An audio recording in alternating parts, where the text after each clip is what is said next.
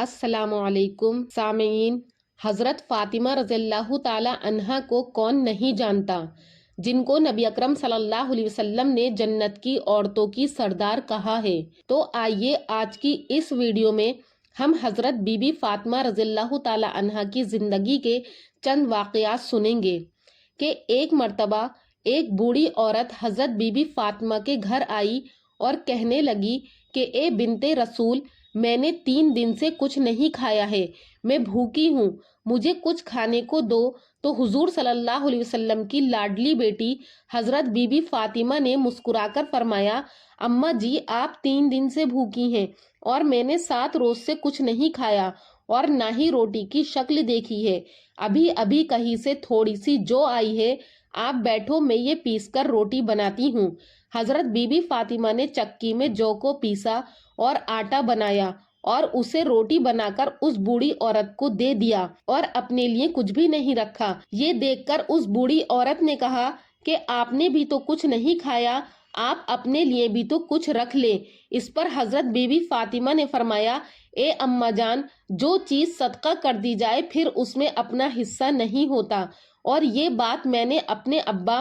حضور محمد صلی اللہ علیہ وسلم سے سنی ہے۔ ایک بار حضرت علی گھر تشریف لائے تو حضرت بی بی فاطمہ سے کہا کہ کھانے کو کچھ ہو تو دے دو، تو حضرت فاطمہ نے فرمایا کہ آج تیسرا دن ہے فاقے سے اور کھانے کو کچھ بھی نہیں ہے۔ اس پر حضرت علی نے فرمایا کہ فاطمہ آپ نے مجھ سے ذکر نہیں کیا۔ یہ بات سن کر حضرت بی بی فاطمہ نے فرمایا کہ مجھے میرے ابا حضور حضرت محمد صلی اللہ علیہ وسلم نے رخصتی کے وقت یہ نصیحت کی تھی کہ بیٹی کبھی بھی علی کو پریشان نہیں کرنا، اسی وجہ سے میں نے آپ سے کچھ نہیں کہا۔ اسی طرح روایات میں آتا ہے کہ ایک مرتبہ حضرت فاطمہ رضی اللہ تعالیٰ عنہ بیمار پڑ گئیں، تب بھی انہوں نے حضرت علی رضی اللہ تعالیٰ عنہ سے کچھ نہیں کہا۔ تو اس وقت حضرت علی نے زور دے کر ان سے پوچھا کہ تمہارا کیا کھانے کا دل ہے؟ تو روایات میں آتا ہے کہ حضرت فاطمہ رضی اللہ تعالیٰ عنہ نے انار کھانے کا بتایا کہ مجھے انار کھانا ہے۔ حضرت بی بی فاطمہ کے گھر کے حالات ایسے ہوتے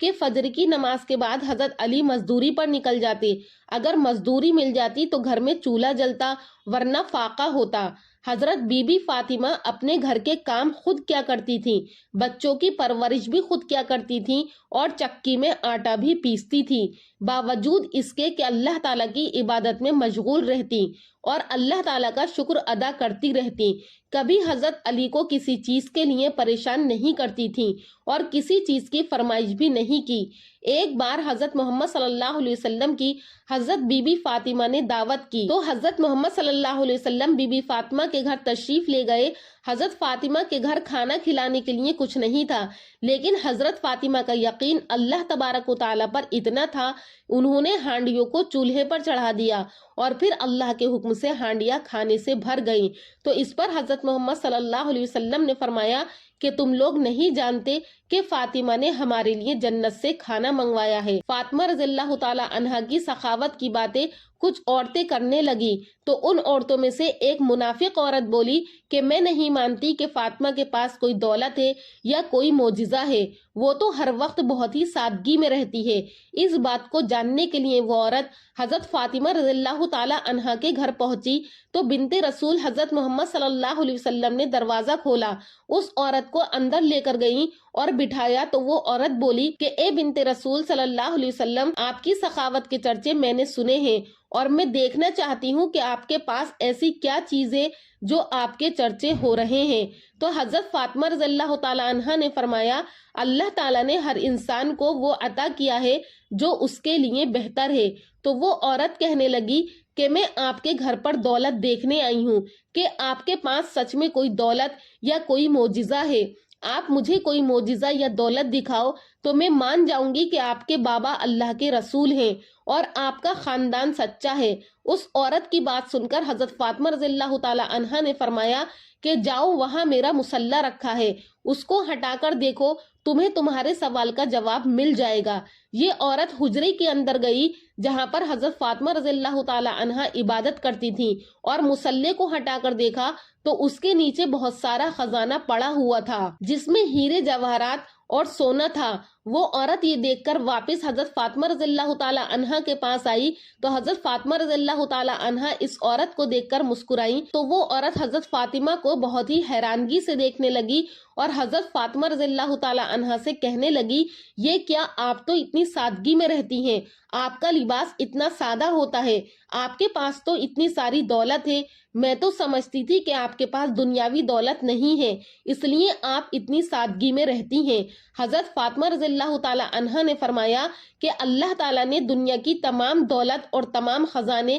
اہل بیت کے قدموں میں رکھ دیے ہیں، مگر اللہ تعالیٰ کی مرضی یہ ہے کہ ہم سادگی سے زندگی گزارے تاکہ دنیا میں کوئی بھی سادگی اور غریبی میں رہنے میں شرم محسوس نہ کرے۔ اور حضرت فاطمہ رضی اللہ تعالی عنہا نے فرمایا کہ اس دنیاوی دولت کا آخرت میں حساب دینا پڑے گا۔ جیسے ہی اس عورت نے حضرت فاطمہ رضی اللہ تعالی عنہا کا یہ اخلاق اور معجزہ دیکھا تو وہ ان کے قدموں میں گر پڑی اور رو کر کہنے لگی، اے اللہ کے رسول صلی اللہ علیہ وسلم کی پیاری بیٹی، مجھے معاف کر دو، آپ کے بابا اللہ کے رسول ہیں، میں اس بات کو تسلیم کرتی ہوں اور آج سے میں اسلام قبول کرتی ہوں۔ حضرت فاطمہ رضی اللہ تعالی عنہا کے پاس جو کچھ تھا تو وہ آپ نے اللہ کی راہ میں دے دیا تھا اور اپنے پاس کچھ بھی نہیں رکھا تھا۔ حضرت فاطمہ رضی اللہ تعالی عنہا اپنے گھر کے سارے کام خود کیا کرتی تھی، بچوں کی پرورش بھی خود کیا کرتی تھی، گھر میں سارے کام کر کے چکی میں آٹا پیسا کرتی تھی۔ حضرت علی المرتضی رضی اللہ تعالیٰ عنہ فرماتے ہیں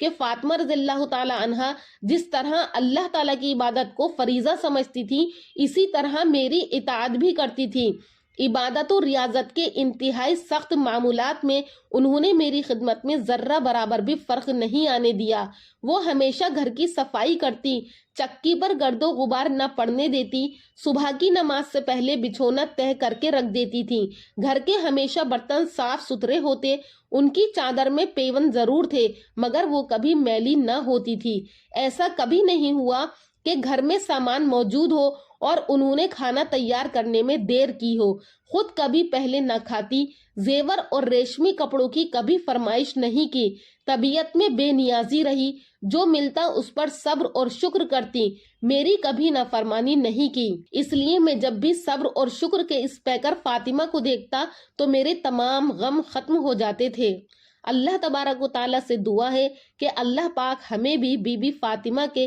نقش قدم پر چلنے کی توفیق عطا فرمائے، آمین۔